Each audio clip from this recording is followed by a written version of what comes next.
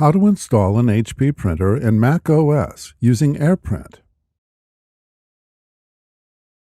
Power on your printer. Connect your printer to the same wireless network as the computer using the wireless setup wizard on the printer control panel. For older printers without a touch display, press and hold the wireless button on your printer for 5 seconds or until the wireless light blinks. And then, within 2 minutes, press and hold the Wi-Fi Protected Setup or WPS button on your router for 5 seconds. If you cannot connect your printer using the wireless setup wizard or WPS, download HP Smart from 123.hp.com. On your Mac, click the Apple menu and then select System Preferences. Click Printers and Scanners.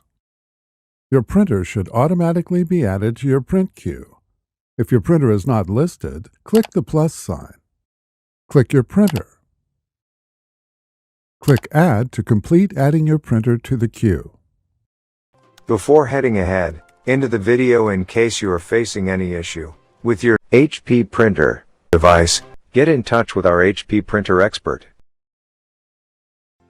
Thanks for watching, and don't forget to smash that like button and hit the subscribe button so that you don't miss any of our videos. And in the case face any problem, get in touch with the experts.